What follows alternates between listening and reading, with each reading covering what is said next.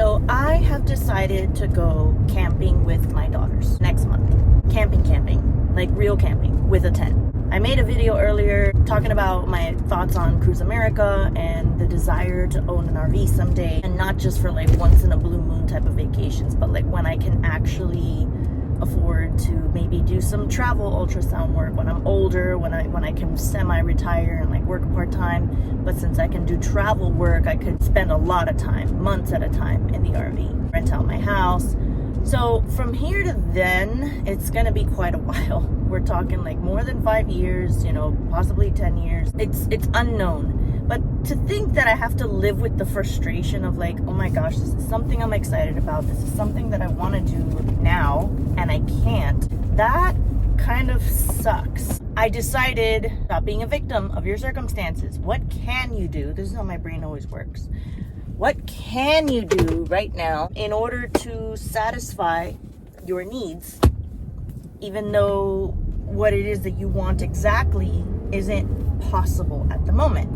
Well, there's always regular weekend camping. The only thing that sucks is that I live in Florida, and I live in South Florida. If I lived in northern Florida, I could maybe like take a quick drive to Georgia or the Carolinas, like South Carolina.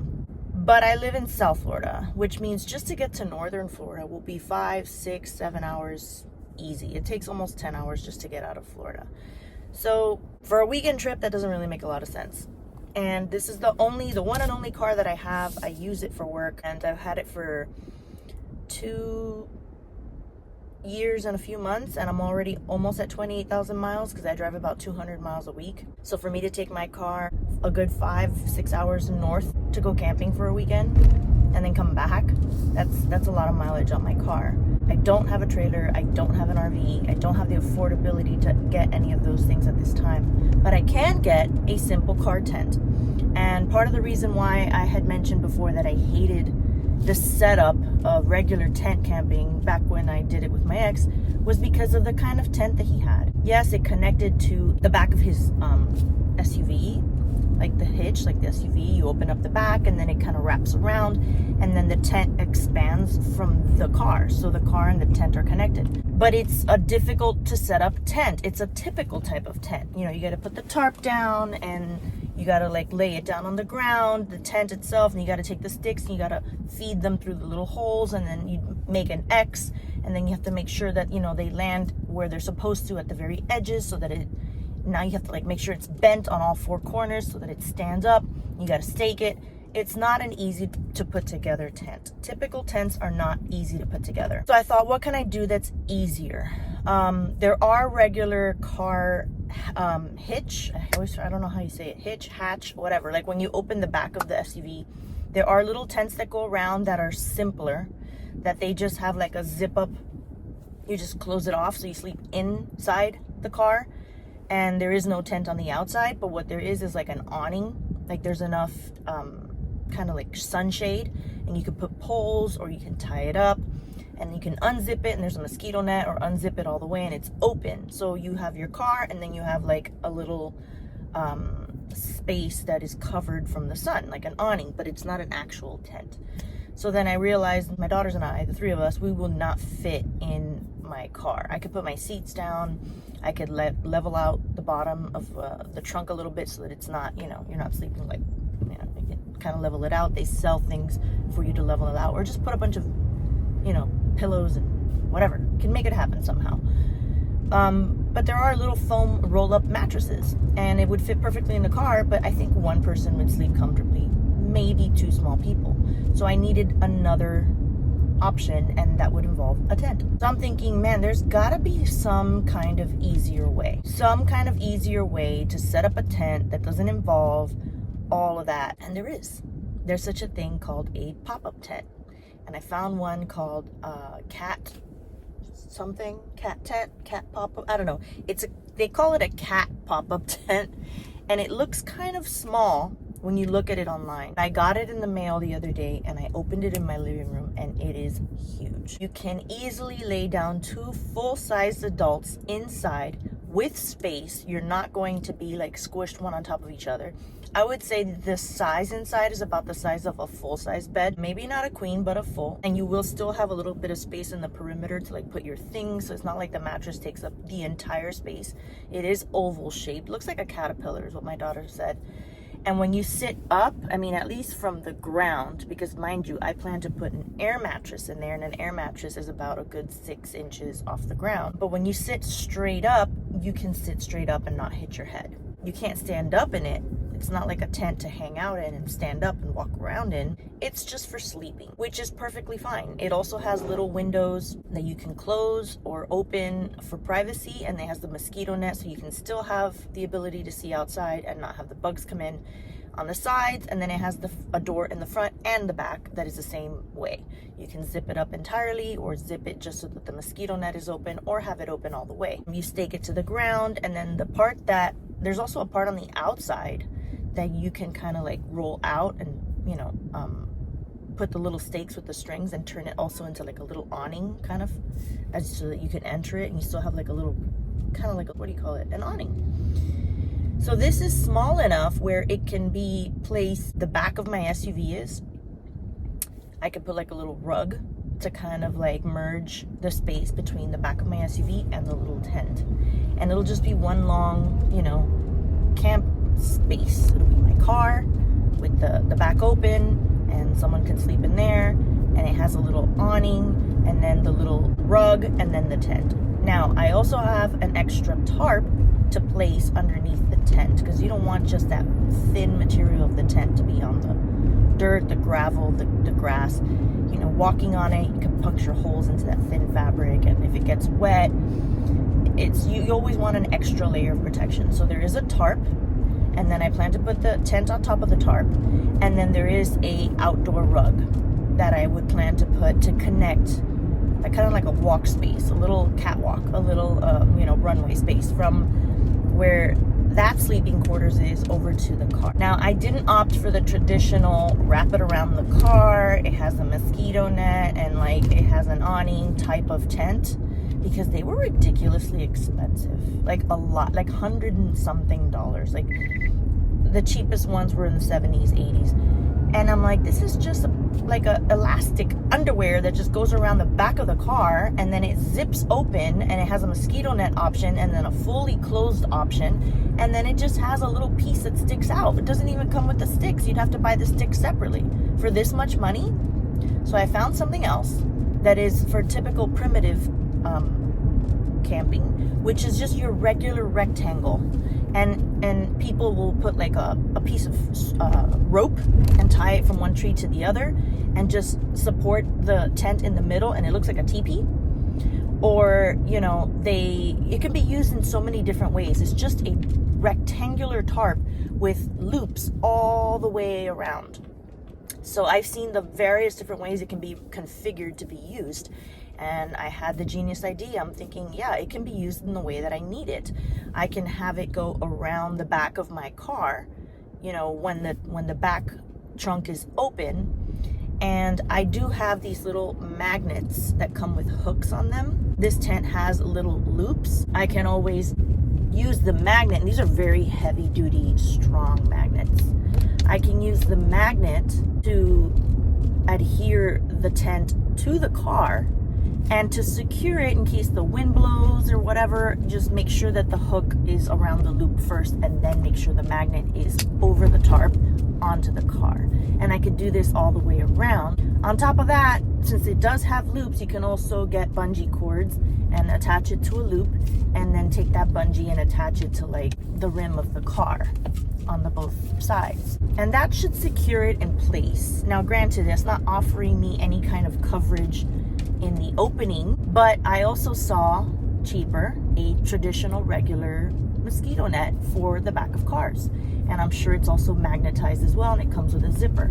So with that traditional tent and then just a traditional mosquito net, that's all I really need. I mean, I don't think I need the privacy of zipping it up and closing it up. There's the campground we're gonna stay in has showers and bathrooms, and if, you know, we need to change clothes for whatever reason, I mean, I could also always hang up from the inside of my car some sort of a blanket or something to kind of make it private, or I can just change in the smaller caterpillar tent because that does have the option to close it up for privacy. And so this tent is wide enough to go around the back of the car, you know, like around the back as the back is open.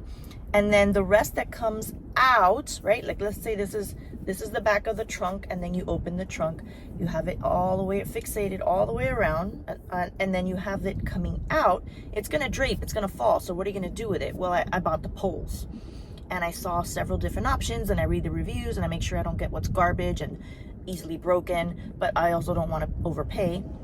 I found some pretty good poles, and they connect kind of like the Swiffer cleaners. They have the little button that you push and you lock it in place, and they have little pointy ends, and then they have like little round ends, kind of like what you would see like in a walker or like a cane, like a little round end.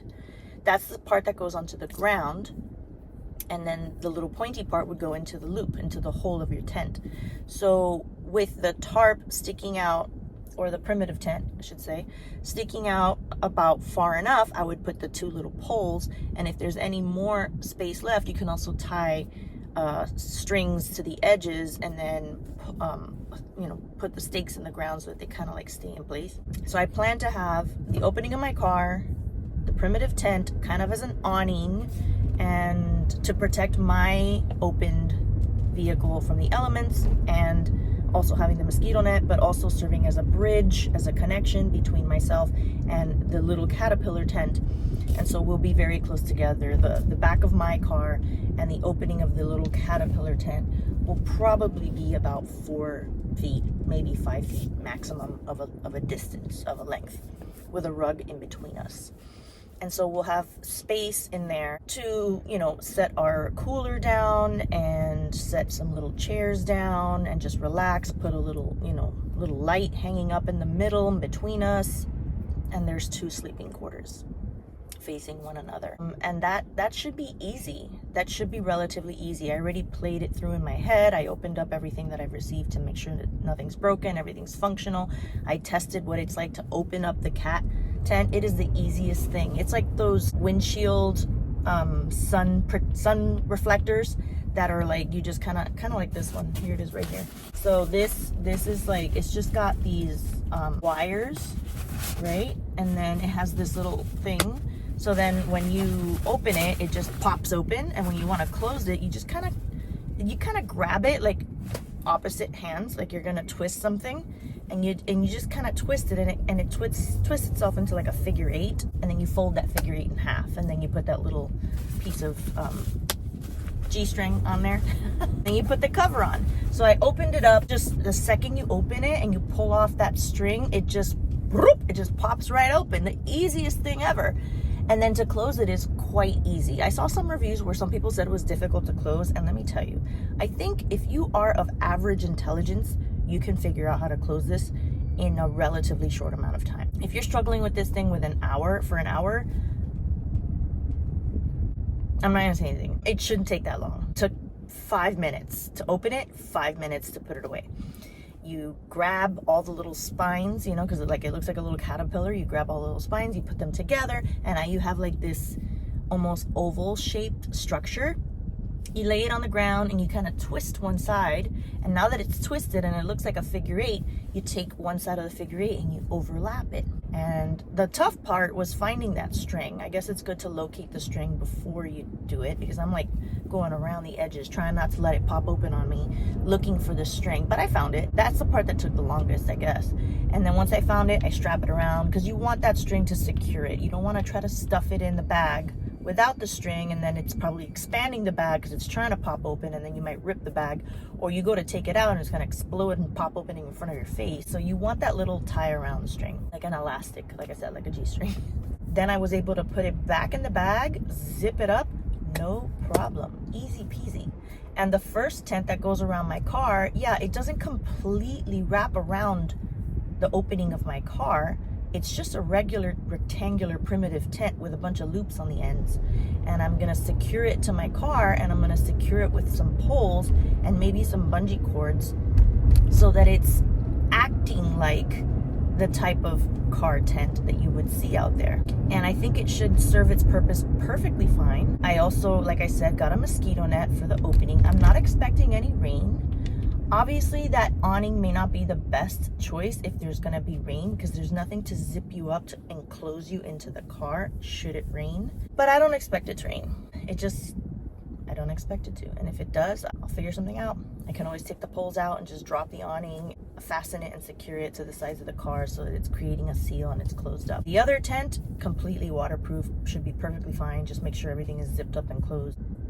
So yeah, that is how I'm going to scratch the itch of wanting to spend more time in nature. As you can see, sometimes from my TikTok videos or my shorts, I spend my lunch sometimes outside at work. We are waterside and there's a tree with some shade. When the weather is nice and it's not 98 degrees outside, anything above 76 degrees, I don't want to be outside. Maybe it's because it's humid. Maybe if it was a drier climate, I could handle it, but I don't want to be outside. It's hot, it's muggy, you're going to be sweating. It's very uncomfortable. Yesterday was about 72 or 74. It was comfortable. The sun was nice and hot and warm. It felt good, like a blanket on my skin, but I wasn't sweating.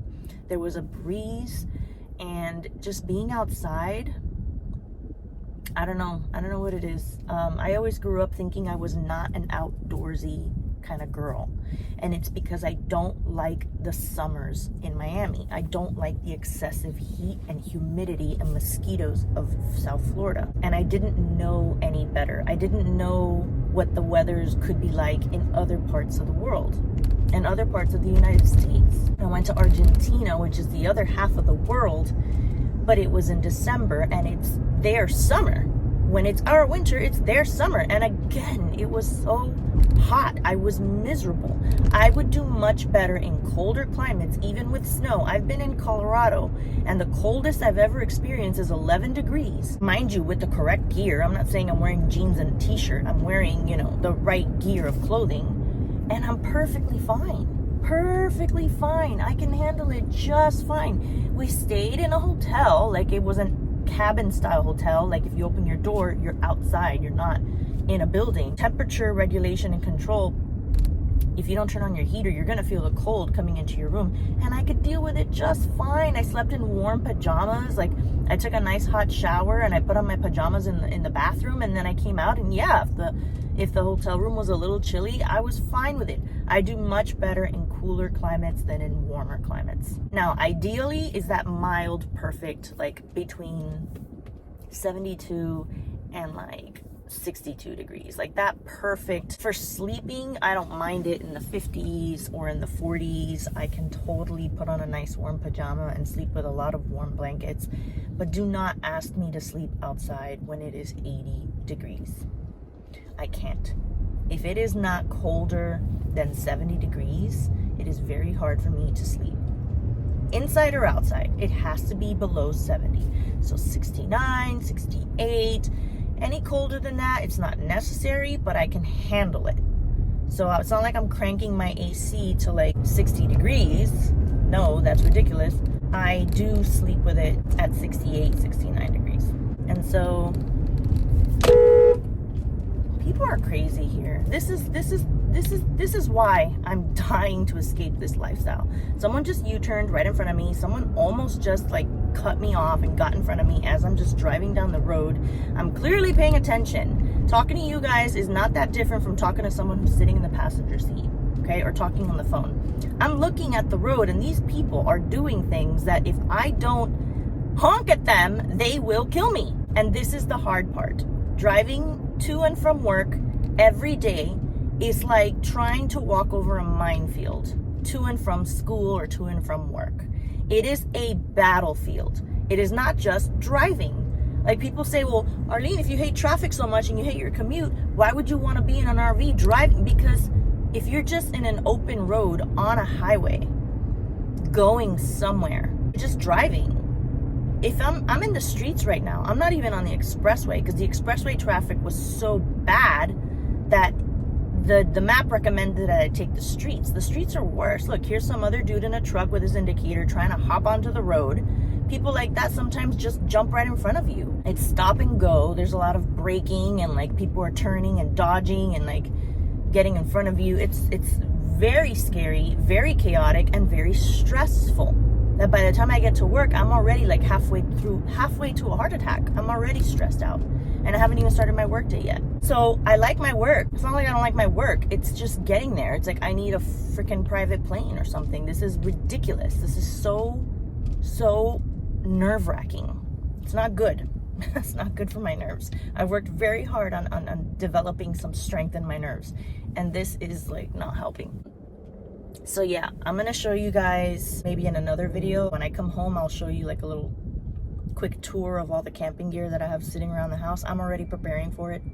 The trip is not for like another, well, I mean, today's the 17th, but about a month. But I got a big Amazon boxes filled with like kitchen gear that I'm gonna bring. I got myself a little electric stove top. I have a tea kettle for warming water, for making oatmeal, for making coffee. What else? I got little pots and saucepans for preparing meals. I already have the meals sort of planned out. I have a cooler / refrigerator that's quite small and should fit just nicely. It's not just a cooler, it's like, it actually is a refrigerator. You know, you plug it into your 12 volt in your car, or you can plug it into the regular outlets, like the ones that you have in the house and the walls. What are they called? The 110s? I don't know.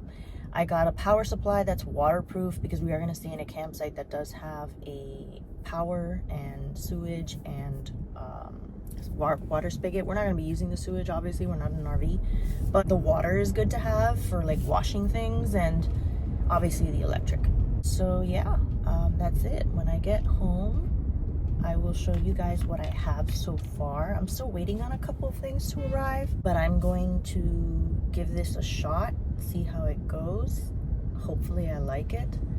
I don't think that my setup should take me more than half an hour. I don't think it should. I got mosquito nets for the windows. They're like these little things that go right over the window, inside and outside, so you can lower your window and you just have a mosquito net.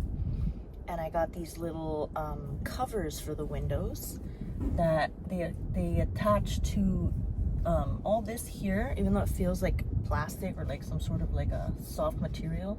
It's actually metal, because I tested it out with like refrigerator magnets, and it attaches to all the metal, and it just sticks onto your windows and completely covers the front and the back windows. And then I have my regular, windshield cover, which I'm going to use for the windshield. So sleeping in here, it'll be nice and dark and private, just like the tent. And then the mosquito net, so we shouldn't be eaten to death by bugs. And I'm probably going to bring citronella candles as well. I don't think there's going to be too many bugs in May. I think that's when they're starting to come out. But I think the worst part is like this summer, like June, July, August, September. I think May is still technically like spring. And I'm looking at the weather, and it's still in the 50s at night up there. And the days are like in the mid to low 80s, which for the daytime, I can handle that. You know, there's hikes and trails, and there's lakes and things to do. And when it starts getting dark and nightfall, and they have a shower house, we can, take a shower, put on something comfortable, and then go back to our little campsite and just hang out in our tents and relax and go to sleep. A lot of people don't understand camping, but to me, it's just, there's something about, not just the obvious part is being able to be so close to nature. And yes, I can always open my backyard and go out to my backyard, and boom, I'm in nature. But my back neighbors have dogs. Several dogs, little dogs and big dogs. I cannot walk out into my backyard. I have really nice sun chairs. I have a fire pit. I have a hammock. I go out to my backyard. If I'm looking at my plants, if I'm looking at my mango tree, just kind of walking around in my own backyard, or I just quietly go out there to sit in my lawn chair, they immediately sense that someone's out there, start sniffing underneath the fence, and start barking. And my next door neighbor also has a big dog. And then there's other dogs around the neighborhood that once they hear them barking, then they all get together and they all start barking together. And next thing I know, they're all howling together, like they're howling at the moon. This could be at any given time. This could be on a Saturday at like 11 o'clock. There's a bus in front of me that is stopped, and I'm trying to go around them, and all the cars behind me, no one wants to let me go around. This city is so full of garbage. I hate this city. You go anywhere else and people are courteous and they stop and they let you in. Here, they do not care. It's like, your problem, dude. I'm sorry, but I am not letting you get in front of me. They don't care. I hate this city. I am so tired of Miami. So tired of Miami. I've driven in other places. I've been to other places. Once I saw what Tennessee was like, what Colorado was like. When I went to Maine, I went to Boston, I went to California. I never went to like Hollywood or Los Angeles or anything like that. I went to like Santa Rosa and like Sonoma and Napa Valley and a little bit of San Francisco, but North Dakota. I've been to Texas, Austin, Texas. People were different. People were nicer. People would just, sure, go right ahead, like let you in. Like, they don't do that here. They hate you here. Everybody here hates everybody. And it's just, no. It's dog eat dog. It's like, no, you can't get in front of me. No, even though it's not gonna hurt anyone, it's not going to be a problem. Just let me in. It's not going to kill you. You're not gonna be an hour late to work. Just freaking let me in. And it's like, no. It's, if you don't just jump in front of people, you can't get in. And so people jump in front of me because they assume they don't know me from everyone else. And they assume that I'm just going to do what everyone else does. So people drive like that too. So you have to receive that as well. If someone wants to get in front of me, I usually just kind of hand signal to them and I'm like, go ahead. Like, I'm not one of these people. I don't fit in here. This isn't my town. This isn't my city. This is the lottery of where I was born. I wish I could leave, but I can't because I'm raising children and I can't. They're in school. I'm co-parenting. If I leave, I would be abandoning my children. I cannot do that to them. Once my daughters enter college, they're likely going to go away to college and they're not going to be here anymore. So what need do I have to be here anymore? I don't. The only reason I'm here is because of them. I could come back and visit and spend time with them. You know, come back and visit to spend time with my mother. But my mother has her husband and my mother has her mom as well. And, you know, my mom and my stepdad, they travel a lot and they have their fun and they do their things. And this just isn't my scene. It just isn't the life that I want to live. This is not where I want to be. And the fact that I'm limited to camping in northern Florida, all I'm going to see is sawgrass and like some oak trees and like lakes and gators and mosquitoes. There's no mountains, there's no deserts, there's no change in scenery. Unless you go far, unless you hop on a plane and travel far to see a whole new landscape, which is a whole other thing. But it's hard to do camping like that. It really is. You would have to stay somewhere and then just hop in a rental car and go to national parks and hike and take a look around and see what everything's like and then go back to wherever it is that you're staying. You can stay in an Airbnb, a tiny home, a hotel, whatever. There's something to camping, as I was trying to say earlier, that you open up, you're in nature. And like I said, I can't even enjoy the nature of my own backyard. And besides the dogs, the neighbors are very noisy. There's a lot of Latin, Hispanic people, immigrants. My parents were immigrants from Cuba. I'm Latin and Hispanic by blood, but I'm quiet. A lot of the Hispanic people that came from those countries, their culture, they're not quiet. They're loud. They yell at one another. They turn on their music, their Bluetooth. I hear that little doo-doo-doo. When I hear that little sound in the backyard, I know they're about to blast their crap music that I don't like. I don't like it. Do I like traditional Hispanic music? Yes. I love salsa. I love bachata. I love merengue. I don't like reggaeton or cubatón, which is like the new cool hip-hop, Daddy Yankee, you know, like Bad Bunny version, Cuba, you know, pop music. I don't like it. I don't like it. And they inundate the air with it. All my neighbors. Growing up, that neighborhood was not like that. Because I live now in the same neighborhood that I grew up in. It was not like that. It was quiet. It was classy. It was elegant. People were nice. It was quiet. And now it's like neighbors' dogs just poop on my lawn. The neighbors don't pick it up. The neighbors are loud, talking loudly, playing loud music. The dogs are constantly barking and howling. It's not peaceful. So I'm not looking forward to staying in RV parks. I'm trying to avoid RV parks where it's just a parking lot full of people's RVs, and then they have their dogs and their kids and their generators and their noise. No, I'm staying in state parks or national forests, and I'm looking at the campsites when I go to select which one I want. I'm looking at the map to see which one is farthest away from everyone else. I don't care if I have to walk that much farther just to go to the bathroom. I want to be far away from everyone else, and that's the best that I'm doing. I'm working on considering ways to boondock in a car. That's a little bit scary because when you're boondocking, you're not staying in a campsite that has water, electricity, showers, and toilets. So you have to figure out how to do everything without water, electricity, showers, and toilets. So yeah, you could bring a ton of water. You can get like a Jackery or a Bluetti, like those little power stations. They're very expensive though. And you can get solar panels like that fold up. You can put them on your dash as you're driving, or you can connect, your power supply to your car so it charges while you're driving. But while you're out there and there's nothing to plug into, if your power supply starts to die, run out of juice, you can set up your solar panels outside to charge it and use electricity. That way, some people use propane or butane stoves to cook as opposed to an electric stove. And then you would have to have like a pot to poop in. You would need like a little privacy tent. They also have shower bags that you hang up on the privacy tent, and there's no hot water heater, so some people just fill the bags with water and leave them outside in the sun so that they get hot, and then they have a hot shower come the evening. Did you hear all that? Welcome to Miami.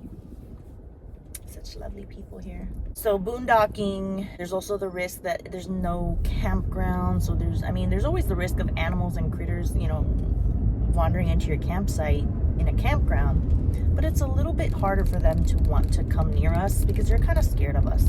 And there's going to be so many campsites everywhere that it's not going to be something that is going to be easily encountered. They kind of stay in their lane. With that said, if you're boondocking, you're in their neck of the woods. You are on their lane. They are wandering around doing their own thing. And boondocking would feel a lot safer in an RV. Not a trailer, an RV. Because heaven forbid a bear or a mountain lion comes towards you, all you gotta do is hop in your driver's seat and take off. So I would be minimal about what I would leave outside. Since you're boondocking, you're not connected to city water, you're not connected to sewage, you're not connected to electricity. So leaving your awning open at night, or leaving, a rug and table and chairs, you might lose that rug and table and chairs if you gotta just get up and go. That is if the bear is like disrupting you and like banging on your RV, then you gotta drive off. But if the bear's just out there and then they just kind of like go away, you don't have to drive off, but at least you're safe. You're inside a tin can. But if they do start bothering your RV and it's becoming dangerous, they could slash tires, it could do damage to the RV, you could just take off. If you're in a tent and your car is exposed and open, it's not that quick and easy. I mean, you can just abandon everything and hop in the car and close it up, and they might wreck everything outside. And if you drive off, you're leaving hundreds of dollars of equipment out there. So not so privy on the idea of boondocking, but the notion that camping is for achieving peace and quiet and oneness with nature. So if you're sleeping out there, you have shelter, you have, protection from the elements, whether it be sleeping in your car, it's an SUV or a minivan or a regular van or a Class C RV or a trailer or whatever it is. As long as you have some sort of protection from the elements, you're one step away from nature and beauty. And it's lovely, and it's peaceful, and it's relaxing, and it's far away from all of this. The cars honking, the loud Latin people yelling, the loud crappy music that I don't appreciate, the barking dogs, the screaming children. I work in an OBGYN practice, and so I have a lot of patients who bring their small children. who are screaming their heads off in my exam room while I'm trying to work. And this is all normal and natural, and it's a part of the job, but I need a break. I need a break. Ever since my divorce, ever since I moved out with my mom and planned on how to get my own place and got my own place, and then I settled in there, and then COVID happened, and then I sold that place, and then I got this place, and it required a lot of work, and now I'm settled. My life has been on build mode. Like survive and build up and survive and build up. Like I'm building my fort. I'm building my stability. All this time that I'm stressed out. I'm tired. I'm exhausted. I've been working nonstop my whole life, with the exception of ultrasound school. And that felt like work. I just wasn't being paid for it because it was just as much work. It's not like school is a freaking vacation. So I don't know. Call it a midlife crisis, call it whatever you want. I don't have enough financial affordability to like take very many vacations. I don't have a lot of PTO in order to take a lot of vacations unless I have, without the paid time off. I need to be paid if I'm off because I need to pay my bills. I have a mortgage, I have a car payment, I have insurances, I have bills, utilities like everyone else. And I don't have a partner, and I don't feel like a victim of not having a partner, because I don't want to settle for just anybody. I have met a good person that would be a great partner because of their personality. They're a good person. But a human personality has many facets. There's getting alongness, there's kindness, there's generosity, and then there's other things. There's self-confidence, there's reliability, responsibility, and there's goals and values and things that you want. There's a lot of facets to being a human. It's not just, oh, they're kind, they're a good person, they don't treat me like crap. They don't hit me, yell at me, abuse me. Like that's the bare minimum. You have to be able to be a good, kind person, and you have to get along, right? Have personalities that you don't want to freaking hit each other all the time. Like I'm not a fan of sarcasm. When people I've met men that are very sarcastic and they think it's cute and funny, and perhaps some girls like it too. And for me, some of it goes over my head, and I don't particularly enjoy it. I find it to be uncomfortable. It makes me feel awkward. I don't take it very well. I don't think it's funny. There's different types of humor, and I find it annoying. Like I just find it a little annoying. Like if I show you something nice and it's like, oh, is that this and that, and it's like it's a sarcastic comment. It's like, bro, I'm showing you something nice. Like can't you just be like, wow, nice? Like does everything have to be a freaking joke? Like it's hard. It's hard because it's not just does he treat me kind? It's also, do we get along? It's also, is there sexual chemistry? Because you can get along and he treats you real well and he's got all his shit together and there's no sexual chemistry. Or, he treats you well and you get along, there's sexual chemistry, but this person doesn't have it together, has no sense of responsibility, whatever. Or they're very responsible, they have it all together, they're doing great, and there's sexual chemistry, but they treat you like crap. So it's like, it's always something.